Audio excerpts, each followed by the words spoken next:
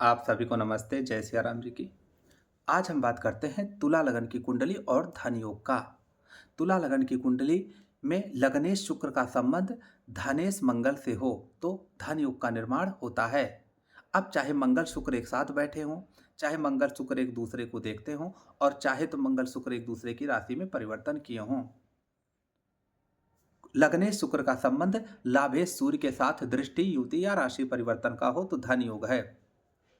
कुंडली में धनेश मंगल और लाभेश सूर्य का संबंध हो, धन योग का निर्माण होता है। सूर्य मंगल एक साथ बैठे हों, एक दूसरे के राशि से परिवर्तन किए हों या एक दूसरे को देखते हों तो धन योग का निर्माण होता है।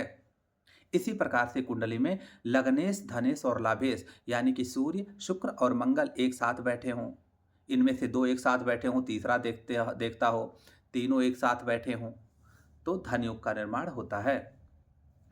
तुला लगन की कुंडली में चतुर्थेश और पंचमेश शनि का भी संबंध धनेश मंगल के साथ हो, शनि मंगल का योग हो, धन योग का निर्माण होगा। शनि और सूर्य का संबंध भी धन योग का निर्माण करता है। शनि सूर्य एक साथ बैठे हों, एक दूसरे की राशि में परिवर्तन किए हों या एक दूसरे को देखते हों। इसी प्रकार से तीसरा त्रिकोण का मालिक बुध होता है, जिसकी दूसरी राशि द्वादश भाव में होने से मध्यम धन योग का निर्माण करेगा, लेकिन चूंकि भाग्य से तो करेगा ही करेगा।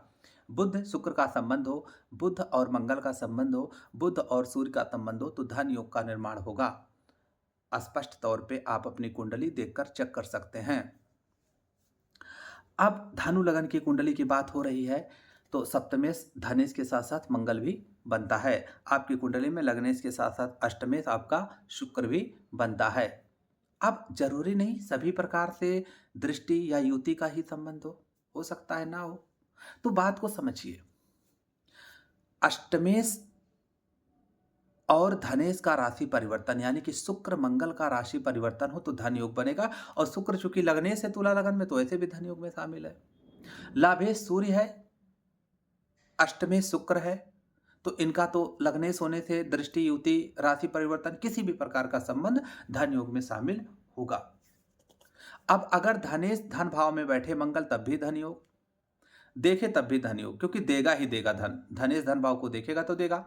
लाभेश सूर्य लाभ भाव में बैठे तब भी धन योग, पंचमेश शनि पंचम भाव में बैठे तब भी धन योग, पंचमेश शनि और सूर्य का राशि परिवर्तन हो, शनि और मंगल का राशि परिवर्तन हो तब भी धन योग, बुध और मंगल का राशि परिवर्तन हो, बुध और सूर्य का राशि परिवर्तन हो तब भी धन योग बनेगा।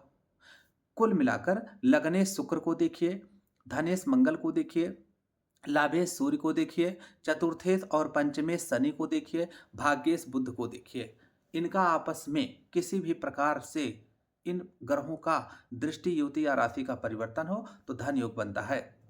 अब कुंडली में दशमेश चंद्र से भी धन योग बनेगा, क्योंकि चंद्रमा पिता भाव का मालिक है, चंद्रमा कर्म भाव का मालिक है।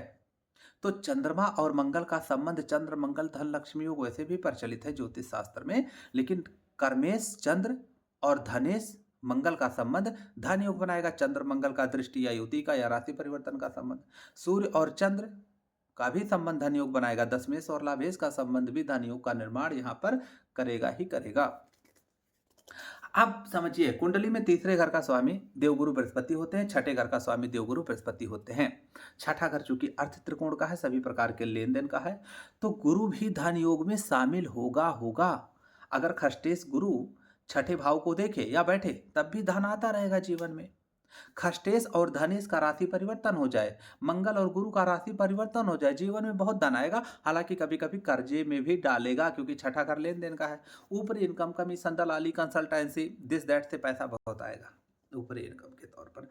गुरु तुला लगन की बात हो रही है, खष्टेश गुरु है, लाभेश सूर्य है, राशि परिवर्तन हो जाए धन आएगा, एक साथ बैठ जाए धन आएगा, लेकिन ध्यान रहे कभी कभी कर्जे में भी डालता रहेगा, क्योंकि खष्टेश है, व्यापार व्यवसाय के लिए, लेन देन के लिए डालता रहेगा।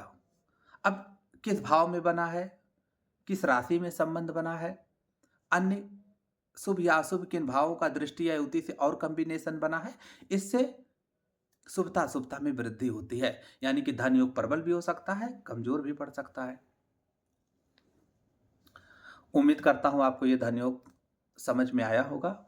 अगर आप अपनी कुंडली की विवेचना करवाना चाहते हैं, अगर आप अपनी कुंडली से स्वतः अपने बारे में सब कुछ जानना चाहते हैं, जीवन की सभी महत्वपूर्ण घटनाएँ, तो हमसे संपर्क कर सकते हैं। अगर आप ज्योतिष के विद्यार्थी हैं, ज्योतिष सीखना चाहते हैं, तो भी हमसे संपर्क कर सकते हैं। ज्योतिष शास्त्र से संबंधित फलित ज्योतिष विशेषकर अगर आपका कोई प्रश्न है, तो आप हमसे पूछ सकते हैं। सभी को नमस्ते। जय सिया राम जी की।